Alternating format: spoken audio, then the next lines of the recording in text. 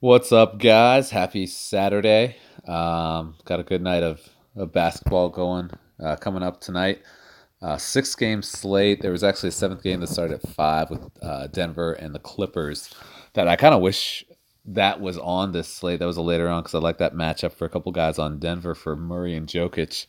I did a small showdown. I haven't done a showdown matchup in a long time, so I put some money into a showdown. I haven't even looked at how things are going so far, but yeah, if you guys want to do some picks for a showdown slate for sometime down the road, let me know in the comments. But let's get on to this slate tonight. Like I said, 6 games. Uh, I think 5 out of the 6 are supposed to be. At least Vegas is calling them close games. The only blowout on the slate is what's looking like the Dallas Golden State game. Um, I don't really have a whole lot of interest in that. Maybe some backups, but not. But the biggest game that I'm looking at is the Phoenix Washington game. If you've watched the videos in the past, you know I'm a Wizards fan, but I know that they are just awful defensively and they give up a lot of real time points, but a lot of fantasy points as well. So I'm looking at a game stack on that tonight. I'm hoping it's not a blowout because just I could see that. I could see Phoenix just rolling Washington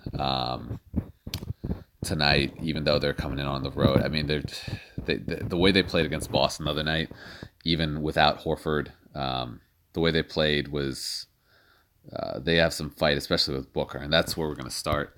Is with Devin Booker. The Wizards give up a lot of points in general, but a lot of points to point guards and to some extent shooting guards. Booker's going to have the ball in his hands a lot, and John Wall might play. He's a game time decision. He might not play. If he doesn't play, it's even better for Booker. So definitely lock him in at 8,800. Next spot, if you caught my tweet last night, I was up big early in my fantasy games last night, so I had some time to look ahead to this slate tonight. And DeAndre Ayton, just like I said in my tweet last night, lock him in. Wizards not good against point guards, not good against big men, and there's no one that can contain Ayton as long as he doesn't get in foul trouble, which I can't see happening against Thomas Bryant or Jeff Green. I don't see that happening. So DeAndre Ayton, just lock him in, especially at 7,200.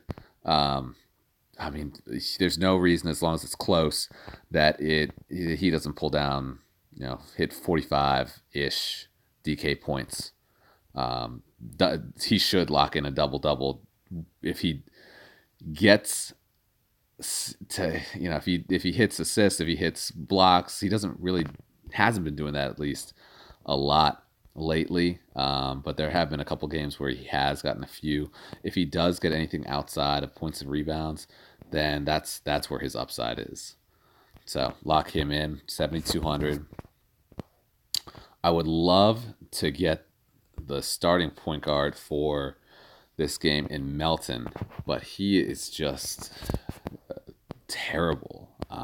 He's had a couple decent games, but if you look at his stack, I mean, look at his game log. It's up and down. He'll have a good game, 2 bad games, a good game. It's up in the air. So I would rather go on this slate to Jamal Crawford, who has been steadier over the course of time. Just had a good game. He's coming off the bench. 3,600. He's playing better than Melton. So I'd rather go with him. Now, that being said, I don't love him waiting on injury news. There's probably going to be some kind of pivot over if Kyle Lowry is out, if John Wall is out. There's probably going to be some pivot. So keep an eye out for that. But as of now, lock him in. And then off of this Phoenix Washington game, I'm loving Josh Richardson. He had a great game the other night against Houston. He had 2 other good games before that, so 34 is his minimum in the last 3 games.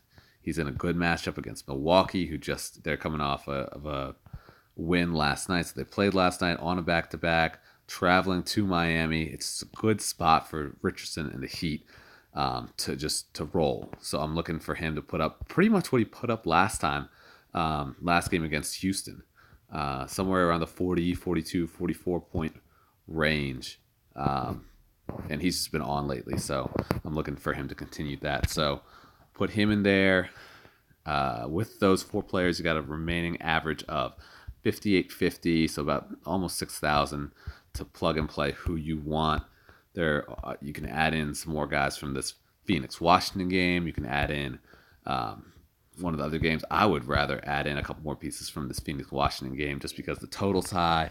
They both play at a fast pace. There's going to be a lot of turnovers, a lot of points, and it should be close. Vegas says it's going to be close. It may or may not be, but just like the Atlanta-New York game, there were a ton of points on 2 bad defensive teams. So that's what I'm looking at in the Phoenix-Washington game again. So as always, please, it would be appreciated to a thumbs up on the video, subscribe, hit the bell so you get the alerts when I post, and follow my Twitter feed at the DFS Picks.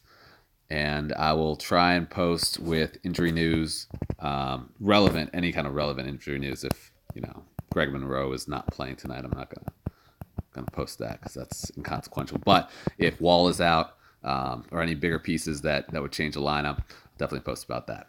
All right, good luck tonight, guys.